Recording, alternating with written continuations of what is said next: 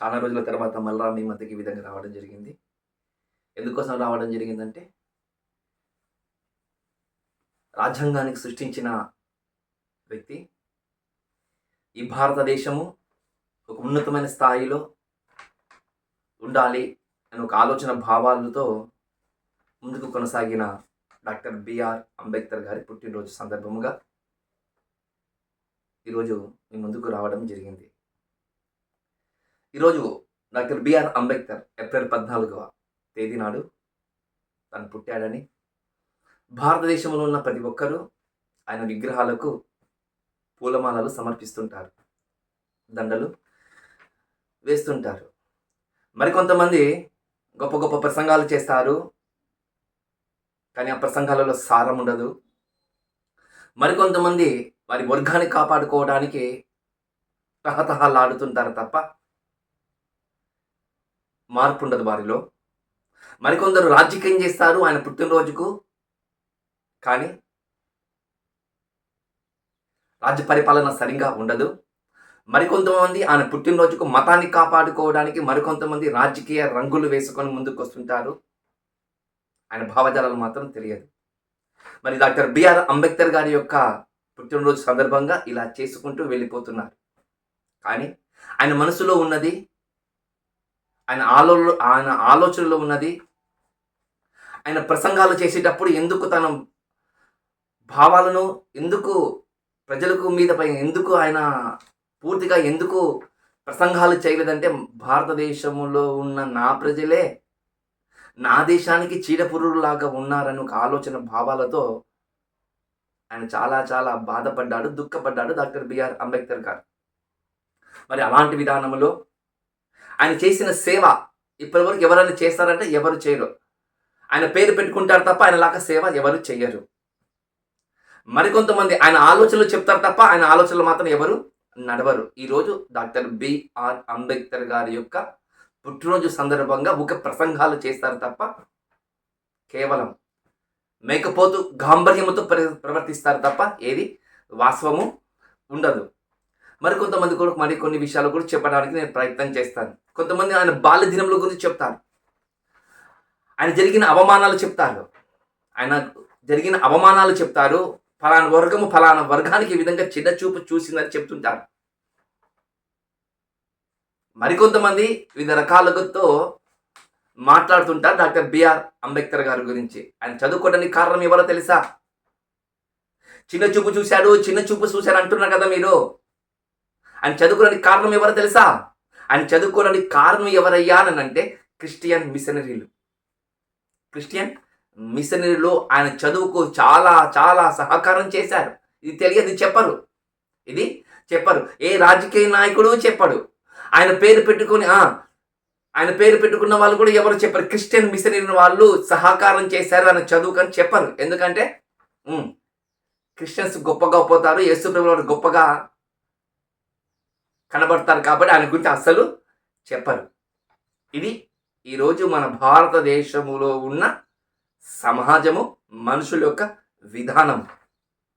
అంతేకాదు, ఆయన దళితులతో పోరాడు అంటారు తప్ప వీళ్ళు మాత్రము వారి స్వార్థ ప్రయోజనాల కోసం మాత్రం పోరాడే వాళ్ళు మన దేశంలో ఉన్నారు.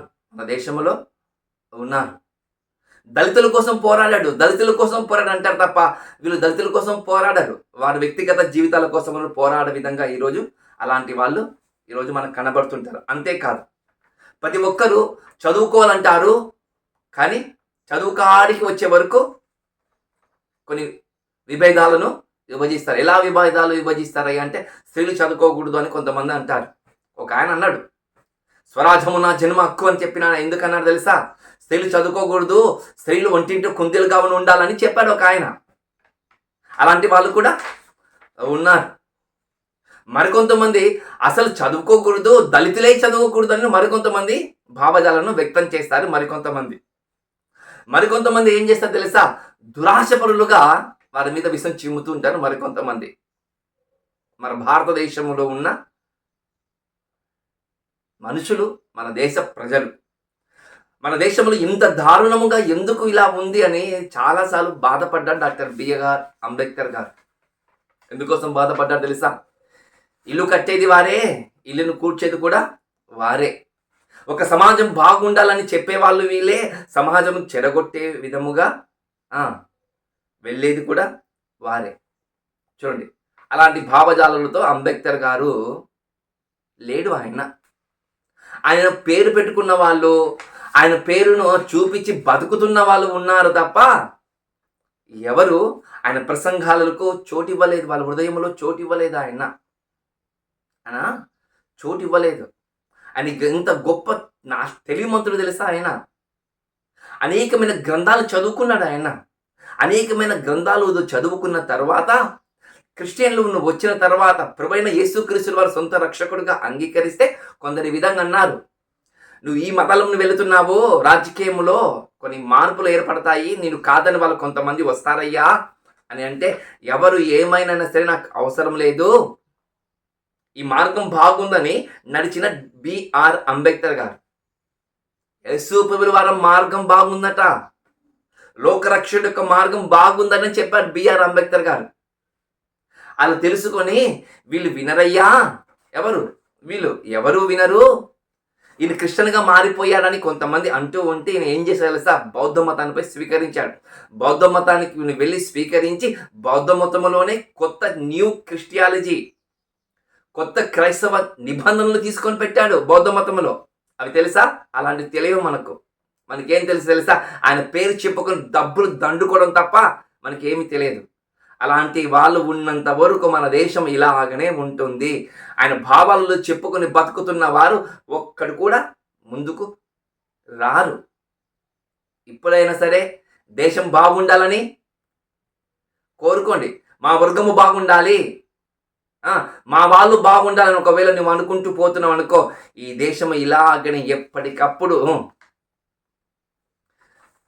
విషము చిమ్ముతూనే ఉంటారు. ఇందులో ఏ మతమైనా సరే, ఏ కులమైనా సరే, ఏ జాతి అయినా సరే దేశము బాగుండాలని కోరుకోండి. డాక్టర్ బిఆర్ అంబేద్కర్ గారు ప్రసంగాలు చేస్తే దేశం కోసము ఎంతో మంది తండోపతండాలు జనసమూహం వచ్చిందట. అక్కడ ఏ కులం లేదే, దేశం కోసం పోరాడటానికి ఏ కులము లేదు కదా. మళ్ళీ ఇప్పుడు ఎందుకు కులాలు వచ్చాయి? దండుకోవడానికి వచ్చాయి. ఇప్పుడైనా మారాలని మిమ్మల్ని అందరినీ ప్రభువైన యేసుక్రీస్తు వారి నామమున కోరుకుంటున్నాడు. ఆయన అన్నాడు, యేసుక్రీస్తు వారి మార్గం బాగుంది అని అన్నాడు. ఆ మార్గం మిమ్మల్ని అందరూ రావాలని ప్రేమపూర్వకంగా మీకు తెలియజేయుచున్నా.